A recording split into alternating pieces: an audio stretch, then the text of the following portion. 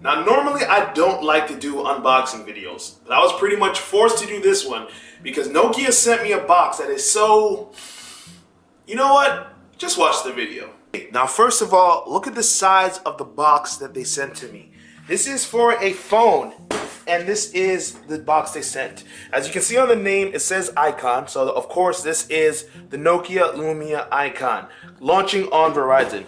You might have seen it previously as the 929, which is a follow-up to last year's 928. So let me open up this box really quick, and whoa! Right away off the bat. This is why I had to stop what I was doing and turn my camera on. They sent it to me in this protective case that glows as soon as I open it. And you just get this little spiel about what an icon is, what it means, all of that. You see it gives you highlights about the type of stuff that the phone offers. First of all, it's a 5-inch HD display, glare-free. It has a 2.2 gigahertz quad-core processor. It's pretty fast, of course, because it's on Verizon, so it's got that 4G LTE, fastest in most areas that I've been, at least. That's an unscientific endorsement right there. So let's take a closer look at all the other things that come with it. Here, you see the phone itself kind of fell out, and it's very cool because it's very cold up in here in the Northeast. It would normally be right here, so let me put that back so you can just get a sense of it, pretend it was there all along. Take that out, put that to the side. Next, you have this monster carrying case, a little pouch. And the reason for that is because it came with these monster headphones. They're pretty nice.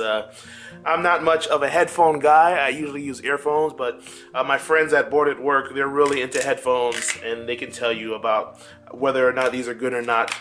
But aside from that, let me see what else they got in here. Whoa, disassembling it. When I get underneath, I'm able to access my SIM card so I can get that fast LTE network I mentioned, as well as the charging cables. Uses standard micro USB charging. Let me move that aside. What else do we have back here?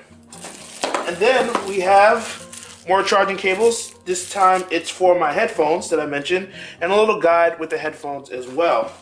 Is that it? Yep, that's about it.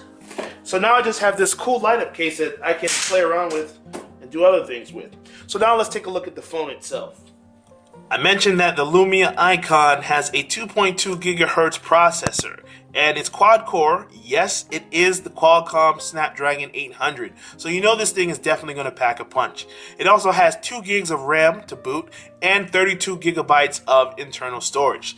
Now, if that all sounds familiar, it's probably because that's also what I said about the Lumia 1520, a bigger phone that I liked from AT&T, but I had trouble with it being a little too big. So naturally, I'm going to be excited by the Icon because it took all the great things about the 1520 and shrunk it into a more manageable package, at least for me. In terms of the overall design, it also might remind you of another phone that we saw last year, and that was the Lumia 928. That's because they're both pretty boxy along the frames, and on the back you'll see there are some similarities in terms of size and height. The Icon is a smidgen taller, but there are definitely some advantages for the Icon. I wasn't pleased with the 928 because of the plastic buttons, the plastic frame. It was glossy, it was hard to get a grip, it always felt like it was digging into your palms. You don't get that problem with the Icon. The side feels a lot tougher. I'm not sure if it's metal or just a very hard plastic, but there's some solid weight to it. It feels good. You can get a nice grip. The corners are a tiny bit rounder and more comfortable when you're holding it. You don't really have to press this firmly and it doesn't dig into you.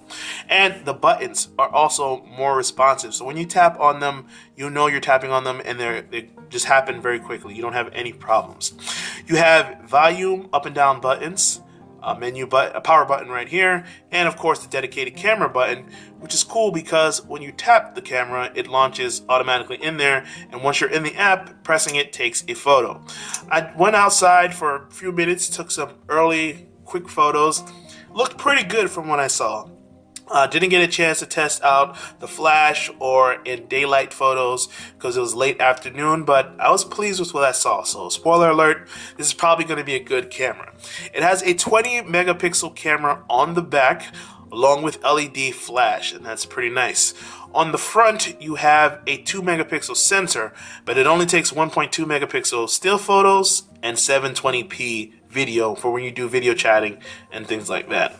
In terms of the buttons on the bottom, you have capacitive for back, home, and search like you do with every Windows phone. One key difference is the light below the surface is a little bit dim around the home button.